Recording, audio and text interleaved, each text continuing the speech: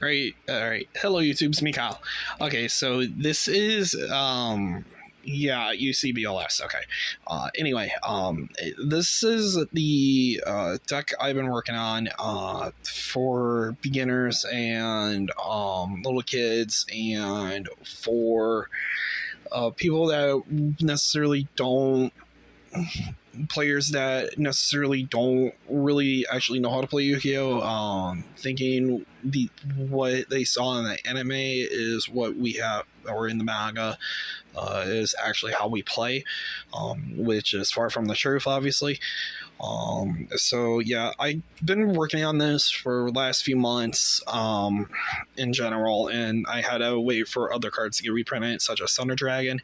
I will be probably upgrading this. This deck took more inspiration from Chaos Turbo and Gold format, and I would say like Plant Tengu and or Plant Synchro, and maybe a few Chaos Piles and the Reborn Tengu, and probably a little bit of the Chaos Dragon variants. In between the 2012 year. So those kind of like three eras of Yu-Gi-Oh kind of went into inspiration for this.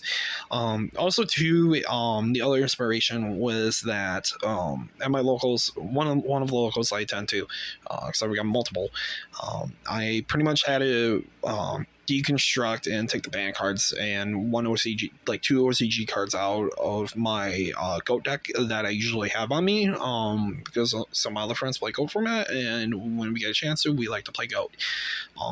So I normally have to sometimes put my meta deck off to the side that I would be playing against regular people if I'm going against a kid, because I personally hate playing meta decks against kids, just because I hate explaining every single card in a match, and I rather just like, okay, I'm just gonna turn my brain off and just play how I normally play in GOAT, essentially.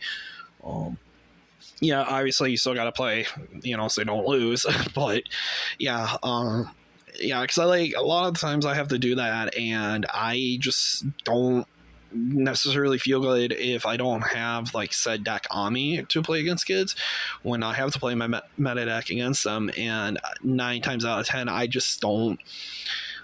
It doesn't feel like a clean win, if that makes sense. It just feels like too much of an easy win, too much of a win that I personally felt like I'm just like, I took it too hard on that kid, even though I didn't full combo. But yeah. So, okay, so this deck is 44. This is just chaos good stuff, I would call it, beginner level. I feel like chaos cards, like OG chaos cards, and if you build like a chaos deck and for beginner kids with like a lot of that card pool, should be fine, because most of the kids and people that really necessarily don't know how to play the game, kind of still learning the basics, and this breaks down to the basics. Even I am playing like one flip effect monster in here. I just don't have an extra deck built right now, because I don't have like cards to yeah, I can dig into like my edits and stuff and all that stuff, but I still gotta, if I want to work on this more, I still need to find like the good ratios and stuff, because there are certain cards I still want to play in this deck. And I still have to find like a good dark engine, which would be like Tour Guide, obviously. Spy's kind of like, okay, it can come up, and then it's just, okay, just rock, sock, and bottom, essentially. And then I have to look for like good tuners. I really don't want to like kind of dive into like Teledad almost, but I'm kind of considering, for like amateur kids, amateur duelists, I'm actually kind of considering building like a Teledad, or like a little bit more OG Six Samurai deck, which I've been thinking about lately, because I'm like, well, this could theoretically work. So yeah, that'll be enough of me talking, and we'll just get into the profile. Okay, so starting off with the Chaos Monsters, I literally just put another Chaos Monster in prior to the video. So we're playing one BLS, and the one I just recently added is the one Chaos 11 here. So I was really thinking of like not putting this card in. But I'm like, well, we're playing BLS and Chaos Levianeer in technically and are kind of on the same power level. If you're playing against kids, yeah, this can attack if you activate their effects, activate his effects, and this can attack twice, obviously, or banish.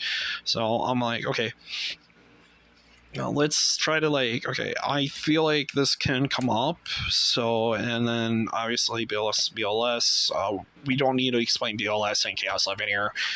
Between what this card did during 2019 and especially in Dragon Link, and what this card did between Go and all the way until it came back, Tengu, Chaos Dragons, we know like what these two cards absolutely like fucking do.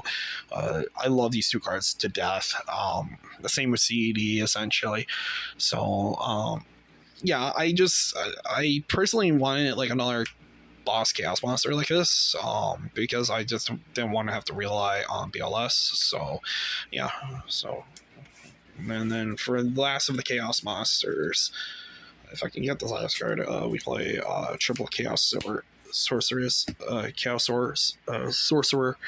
I had to put chaos orc in here too, just because obviously it's just another beater. Just a really good card. I play 3 and goat. Just really good card all the way around. And then that's it for the Chaos Monsters. Next, for the Light and Dark engine, we play 3 Thunder Dragon and 3 Gravekeeper Spy. I was really surprised they reprinted this, actually. I was really glad they did, because I'm actually going to like hunt down more copies of it. This card's just going to go up in price, I think, from the new Ultimate Tournament pack. Personally, I needed a good light engine that wasn't Lightstorm, and I felt like Thunder Dragon. I just feel like Thunder Dragon is just a good card where you can manipulate what you need to do, essentially, like even Spy technically, and like Tengu if I wanted to. Man, I actually might want to build another version of this, but different. But these cards are just good. I just needed like a two defensive wall card, and Spy fulfills that role. Man, I can't talk today. And Thunder Dragon, we know what it does. No, we're not doing Colossus shenanigans or OG Thunder. We're just playing it as a light engine. Next, just for beaters, I thought I was playing 3 Blade Knight, or actually just only playing 2 DD Warrior Lady. I do want to play another Breaker. I took some inspiration from Goat with this lineup. The one at Flip Monster, we're playing Morphine Jar, 1 Sangan, and I was actually going to put Witch in also, now thinking about it, and then 1 Tribe Affecting Virus. This card is limited. I think this card is back at legal. I have to check the list on this because I know they came back at one point. It might have been like sometime before or after COVID or during COVID. These are just solid, like good cards, and I just love this card a lot. And so this card just like, okay, you get a little bit of everything. I totally forgot. Spy is also a flip effect. So yeah, other than that, these are just good cards, and I was like, okay, this is simple enough where kids get it, I would say. If I were to build an extra deck, I would probably play cards like Brio, Stardust Dragon, Decode Talker, probably like Utopia, just like good synchro, like generic synchros, links, like C. So probably won't play fusions because like at that point fusions you would need to like build a whole different deck for.